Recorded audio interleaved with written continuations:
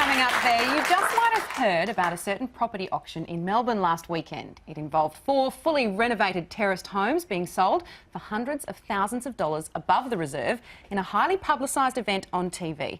But are the results realistic, and will they have any knock-on effect for the wider market? Someone who might know is Circle property expert Cashmore. Good morning, Catherine. Good morning. Good morning. Yeah. You were at the auction. I was at the auctions, and wasn't this just crazy? I think if anybody watched those auctions, they would have thought to themselves, what are they doing? What's happening? You'd be hearing about all that's going wrong in the property market. You know, prices are dropping. The Melbourne market is the worst performing market in Australia, and yet, you know, you feature a show like that and Well, you'd be surprised though. People on Twitter were proclaiming the market had bounced back on the strength of that episode of the TV show.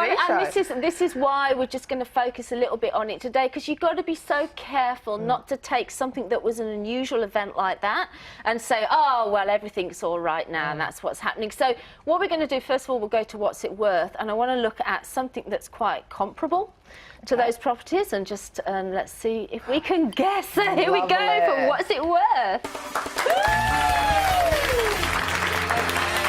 So exciting. So you're saying that this property, Catherine, is very similar to the 4 properties that were on the show? Look, it's really similar, and, you know, when we reveal the location, I don't want to give too much away, but it's going to be a similar location and everything. Okay. So we've got a 3-bedroom, 2-bathroom, and it is a Victorian terrace. Right. And they always attract a slightly higher price because it's like when we did the show before, they're not making them anymore, period property. But it's been beautifully renovated inside. So if you can sort of see as they go, that's nice. Lovely. Nice, isn't it? Yeah, really nice. Like, very tasteful kitchen there. Oh, Lovely nice big little living. outdoor spot. They all That's have right. such a similar layout. Yeah, don't They do, and that's because, you know... Oh, that's good though, that you can see through the stairs, opens it up a bit.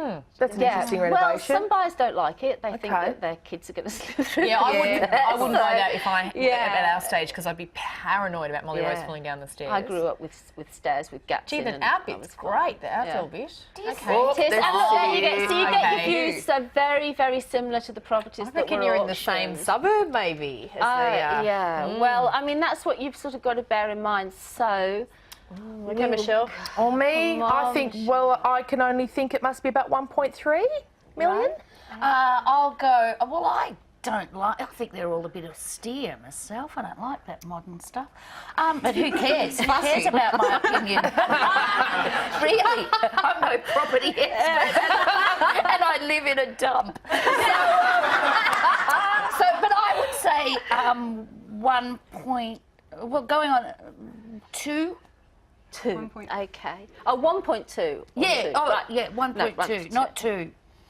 I would say maybe I really do like it. I would be happy to live there. Yeah, it's nice. I'll take it. Is that the game? 4. No. Only if you win. 1.5. Oh, okay. Well, look, I will just go buck the trend a bit and try and, given that the market's down a bit, I'm going to go 980. 980. Wow. Okay. I'll tell you just a little bit of the story about this property. So first of all, it passed in at auction. And then it was listed private sale. And we actually don't have what it eventually sold for, but it did sell. But the listed price was 1.195. I think I won it. Well done, Michelle. Well done. Michelle. Thank you. So let's have a look at where it is. I mean, I wanted to highlight it because the properties that we saw auctioned were all selling around the 1.5, 1.6 level, and very, very similar. Now, this is on the same street.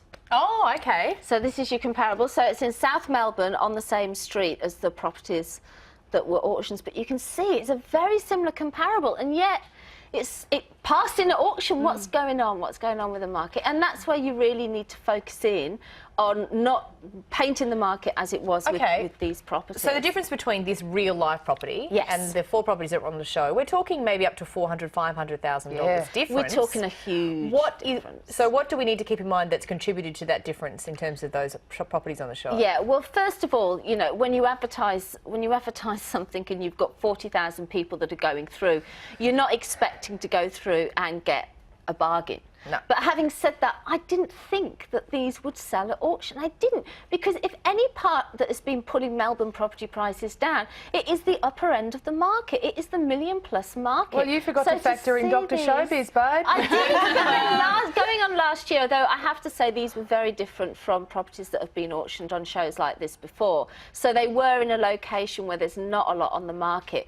But really what it points out to is that you can't price a property on what is really generally happening, you know, in the market. Properties are what they're worth to the buyer, and obviously there was a bit of celebrity around these houses, but they put in an enormous amount of work into these, and this is what they looked like beforehand. So do you think the people that own these properties, let's say they sell up in 2 to 3 years, will they make any money?